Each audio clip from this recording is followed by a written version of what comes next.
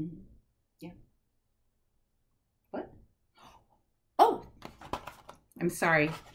I was just listening to my peeps. They were telling me about their day.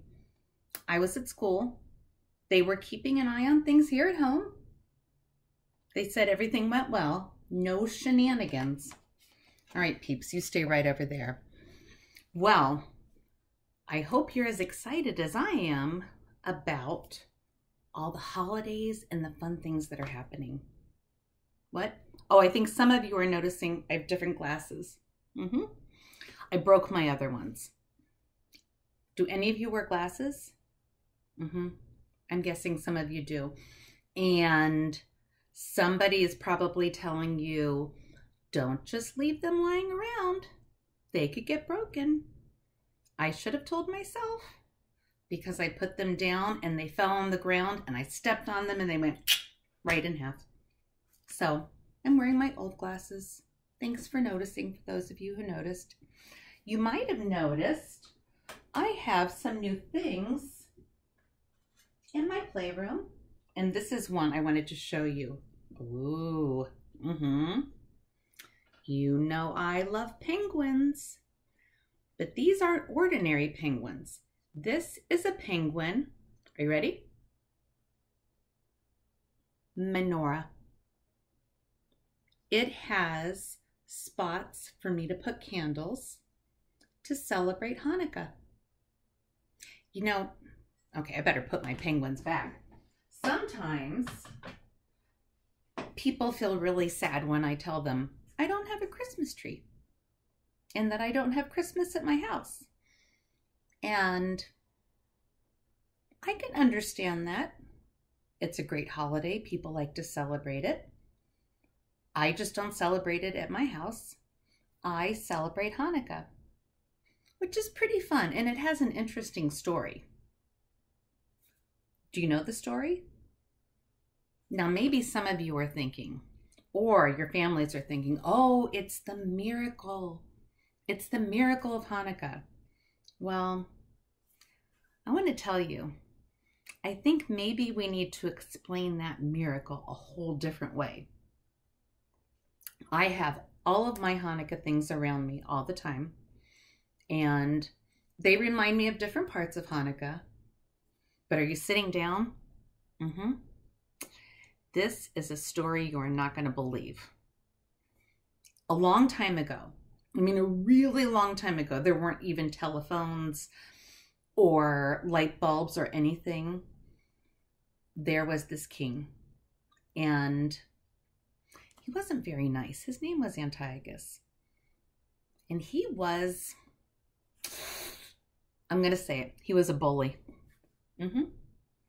He wanted everybody to be just like him, and he would be really mean if you didn't agree with him. Well, one day, he decided in the kingdom that everybody had to wear only the clothes that he decided they could wear. He might have wanted them to wear a toga or something that was okay, but maybe they were like me. They were chilly. They wanted to wear a sweater. Oh, no. That king, he said, you're going to wear what I tell you to wear, or I'm going to get my army guys and we're going to fight you. Is that okay? Should somebody tell you that you can only wear something? Maybe you should only wear a coat if it's cold outside. But he can't boss people around. And the people were scared. They're like, don't send your army guys. They ride on giant elephants and they have swords. Fine, we'll wear what you tell us to wear. But then the king said, by the way, here's something else I want you to think about. I'm going to make it so you can only eat the food I tell you to eat. Maybe you like healthy food and good stuff, but I want you to eat all junk food. Is that a good idea? No. You know, I love donuts, but I can't eat just that. But the king said, you're going to eat the foods that I want you to eat. or I'm going to get my army guys on their big elephants with swords, and they're going to fight you. You're going to be in huge trouble. Whew. Well, people were afraid, and they're like, okay, fine. Don't get your army guys. Those elephants are huge. They make a big mess, and we don't want to fight. And then it got bad. And the king said, well, I know that you like to go to school. I know that you all like to learn, but I've decided nobody's ever going to learn anything again. There's not going to be any school. Instead, you're going to play games. You can go play kickball or duck, duck, goose or things, but I don't want you to have any books anymore. Can you imagine? Can you imagine never learning anything again? But he said, if you don't do what I tell you to do, I'm going to get my army guys on their big elephants, and they're soldiers, and they have swords, and they're going to come and find you and have a fight with you. Well, people were like, okay, king, whatever you say. But not everybody said that. There was a man named Judah, and he had a group of people that he hung out with. They were all Jewish. And they thought, not okay. It is not okay for someone to tell you what to do. He was trying to tell them how to act and how to think and how to dress and how to eat and how to believe. And when he said, I don't want you to go to your temple anymore or your church anymore, you just hang out and do what I tell you to do. Whoa, that was it. Judah said, no, no way. You cannot tell us how to feel in our hearts and what to think. Enough. He was pretty brave. Could you have said no to a king who had elephants and army guys? I think it had to be very hard, but Judah and his friends, they called them the Maccabees, like a hammer. Their hearts and their brains were so strong, and they knew they had to do what was right, even if it was hard, and even if they were a little scared. So he went to the king and he said, no, stop, it is not okay. And the king said, I'm going to send my army guys on their big elephants with their swords, and they're going to fight you. And Judah said, we'll see about that. So he went back, and he had the most powerful weapon in the universe. More powerful than a sword. More powerful than a truck or an asteroid or a laser. Do you know what they had? Think for a minute. Hold your idea right here. When I count to 3, I want you to whisper it. What did they have that was so strong? Close your eyes. All right, ready? 1, 2, 3. I think there are a lot of different ideas out there. Would you like me to tell you what they had? Okay. Are you sitting down? All right. Brain power. You have a brain. I have a brain. And our brains are stronger than all the muscles and weapons and elephants and everything in the world. Our brains can figure out how to do the right thing without fighting and without being mean. So the king sent his army guys, go get Judah and all the Jewish people. They're going to be in big trouble because they won't listen to me. And the army guys said, okay, king. And they climbed up on the elephants and they got their swords. And you know, elephants are very loud. They are not ninjas. They cannot be sneaky. So Judah and all of his friends could hear the elephants coming. So if the elephants came this way, Judah and his friends hid over here. If the elephants came up here, they hid down there. And it went on and on. They could always outsmart those army guys, those soldiers, because you can't sneak up on somebody and have a fight if you're riding an elephant. Those things are loud. They're probably stinky sometimes too. Well, this kept going and going like major hide and seek. Not for 1 year. Not for 2 years.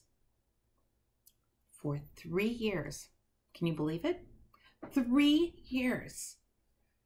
Judah and his friends used their brain power to outsmart the army guys on the elephants with swords, who were very loud because elephants are very loud.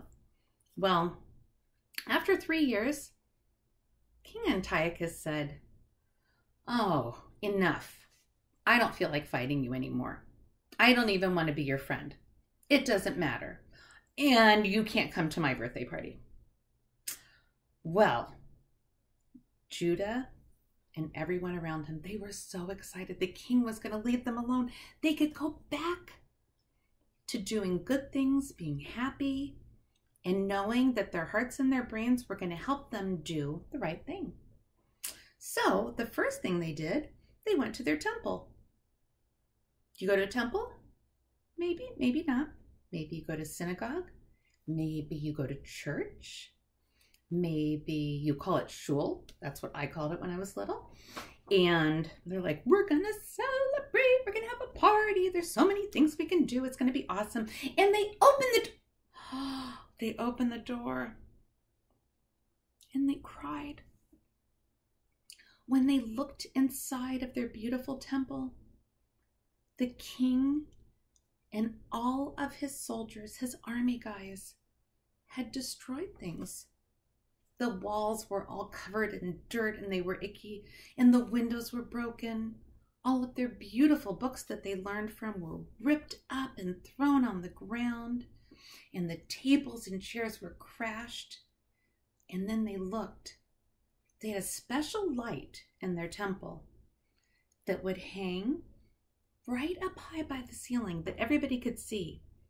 And they always kept oil in it because it reminded them all day and all night that goodness was around. And there was goodness in their heart, and that would never, ever go away. But they looked up, and the light wasn't burning, and they just didn't know what to do. Well, as they're looking around their temple and feeling a little upset and sad and freaked out and angry, they had two choices. Now, I want you to think about this. Choice number one, they could look around, turn around, and go out the door and say, oh, well, I didn't make this mess. It's not my problem. Bye. I'll find somewhere else to go. Or choice two, they could say, well, I didn't make this mess, but this is my temple. It's my special place. So even though I didn't make the mess, I'm going to work really hard to clean it up. Put your fingers up. Do you think you would be the person who walked away and said, not my problem. I didn't make the mess. I'm not going to clean it up. Or would you say, number two, well, it's not my mess, but it's my special place. So I'm going to get to work. Well, I can't actually see your fingers, but I'm really hoping and I'm thinking there are a lot of number twos. The Jewish people said, well, we have to do what we have to do. This is our place and we have to make it wonderful. So they started cleaning. And the first thing that they did when they started cleaning was they looked for the jar of oil for their light. Well, when they poured it into the light, there wasn't a lot there. So they had two choices again. They could have said, well, not enough to burn all the time, so no more light. Or they could have said, well, one night is better than nothing. So if we have enough oil for one night and one day, that's what we're going to do. I know a lot of you are already putting two fingers up.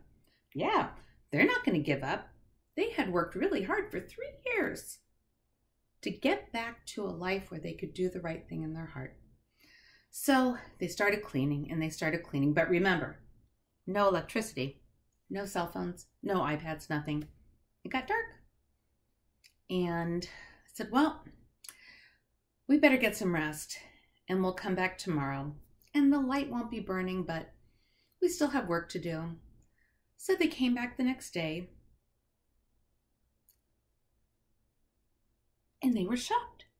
They said, shut the temple door. What's going on? That light was still burning. There wasn't enough oil for that. Maybe they measured wrong. I don't know.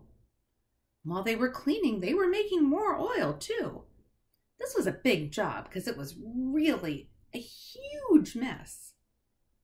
And they worked and they worked.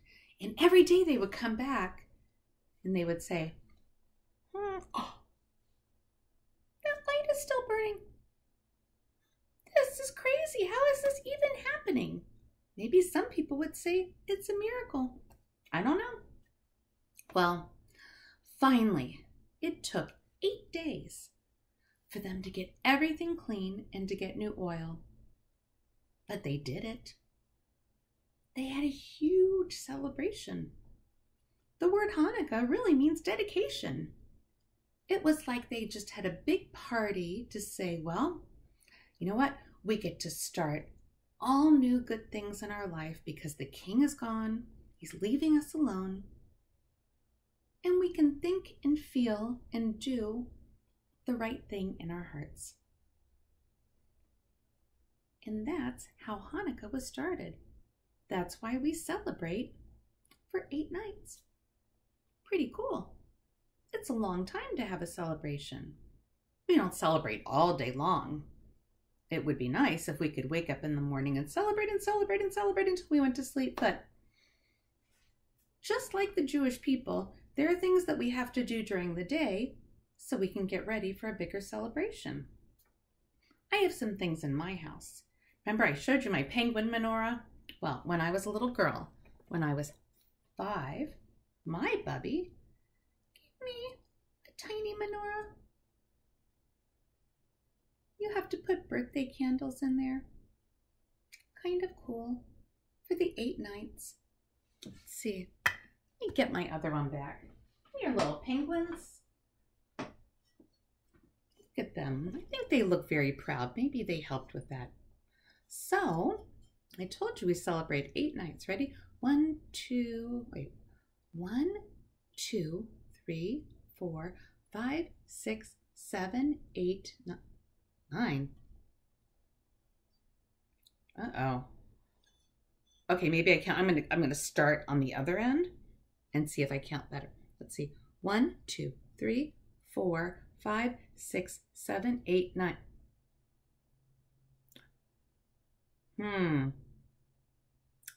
But we only celebrate 8 nights. Oh, look at that. No wonder this penguin is up here and this one's hiding. This candle is different than all the others. These 8 candles are for the 1, 2, 3, 4, 5, 6, 7, 8 nights of Hanukkah. This is a candle that makes me think about all of you. It's called the Shamash. It's a helper candle. It doesn't count for the 8 nights. It helps them become bright for us to celebrate. So on the first night, put a candle in, light it, and then we put a candle for 1 night. We say blessings. We remember how grateful we are that we can think and act in a way that is good in our hearts. And on the second night, the Shamash lights too. And on the third night, oh, it's beautiful. And on the last night, on the 8th night, when all the candles are lit, it really is a beautiful thing to see. Maybe if you have lights on your Christmas tree, it might remind you of something beautiful that you see in your home too. I'm very excited for my penguins. I think that they'll make it dazzling.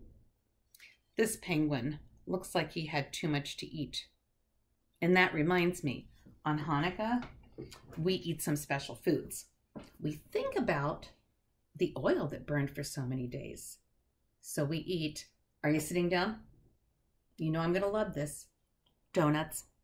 They're fried in oil. So it's kind of important that we have donuts for Hanukkah. Jelly donuts in particular. And we also eat something called a latke. Kind of like a hash brown, shredded potatoes, fried in oil. Very delicious. But should you eat a billion latkes? A billion donuts? No. If you do, you might feel like this penguin. Maybe he's laying there going, oh, my tummy really hurts. I don't know. I could eat a lot of them. And I have some toys. Look at that. Look at my little people Hanukkah table. Here's the little boy. He's going to sit there. They have latkes on their plate. They have a challah on their plate. Must be Friday night.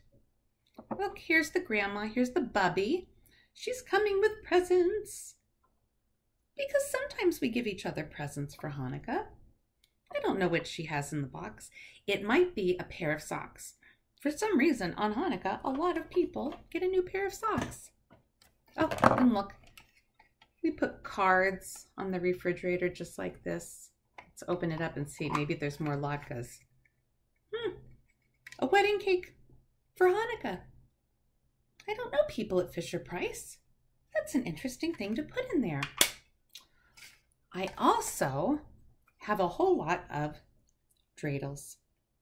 These spin around and they have letters on them. Nun Gimel He Shin. And in Hebrew that stands for, let me get my good speaking voice, Nes Gadol Haya Sham. A great miracle happened there. And there's all different kinds. These have little kids on them. We spin them around. This just has the name of the letters.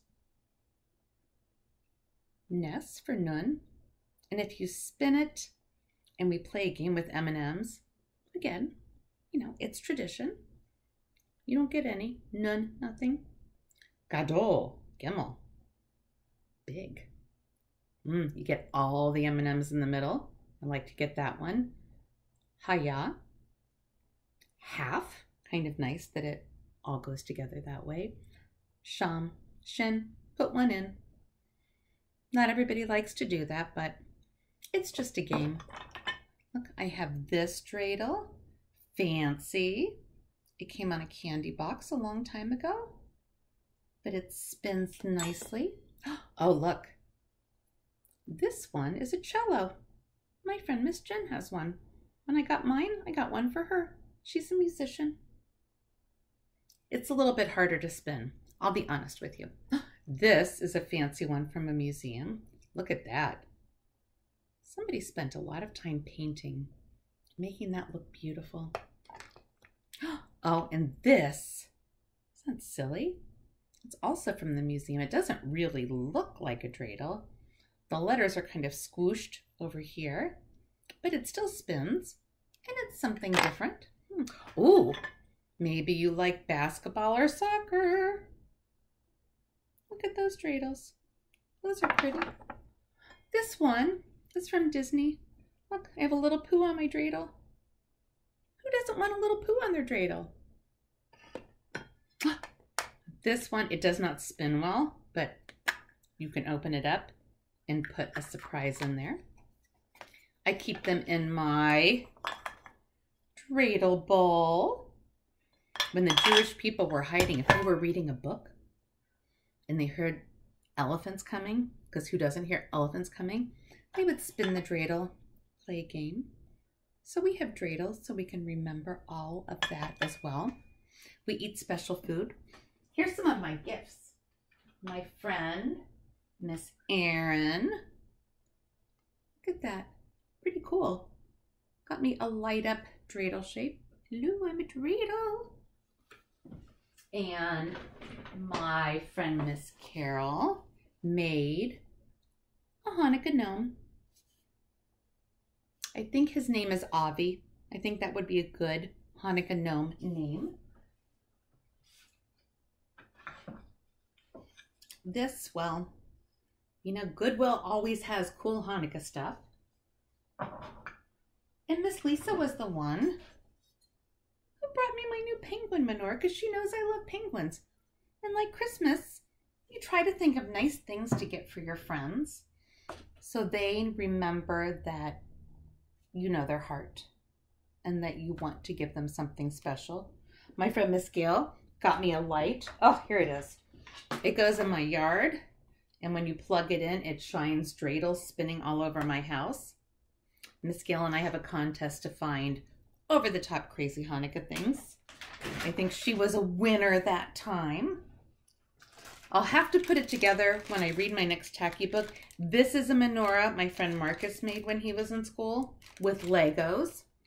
Who knew? And I have from a long time ago when my girls were little. Look at that. Mickey Mouse and Winnie the Pooh. And I think about all these things, and they're just a different kind of decoration. My dreidels are kind of like Christmas ornaments where I collect all different kinds and I put them out, and I enjoy how different they are and how beautiful they are. My menorah, maybe it's like Christmas lights. It shines, it makes my heart feel good. I love sharing it with friends. We have Hanukkah songs. We do Hanukkah books. Hanukkah food, good stuff, but don't eat too many latkes because you don't want to be like that penguin with a bellyache. And all kinds of toys. But remember, I said, a great miracle happened there. And I know that some people say that the light burning for so long, oh, that's a miracle.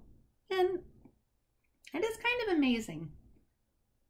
But I also think that the biggest miracle of Hanukkah is that there were people who were brave and strong in their heart and in their brain. And they could say no to a bully and say, you are not going to make us do things that are wrong. We are going to be good in our heart and good in our brains, good in our deeds and everything that we do. And for 3 years, they were strong enough to keep saying no, even though the king was being really mean and he was being a bully, trying to get them to change. But they knew that they were doing the right thing. That is a pretty big miracle. That is miraculous. And for me, that is the great miracle of Hanukkah. Now, do I have Christmas sometimes? Well, not in the same way. I don't want you to worry. But do you have a birthday? Everybody does. Could I come to your party? I hope you're all saying yes. Well, what if it's not my birthday? I can celebrate what is special for you, even if it's not mine. So I have friends come to my house for Hanukkah, even if they don't have Hanukkah in their house. And I'll go to friends' houses for Christmas, even though I don't have Christmas in my house. I have a lot of other things going on.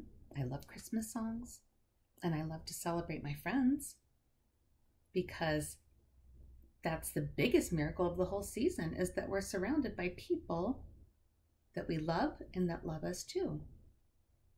So it's something to think about. All the miracles of the great people that we get to see and tell we love every single day. I hope you have the best holiday. I will see you in a couple days. I will have more tacky books, maybe more Hanukkah stuff, you never know. But remember, I am thankful for you.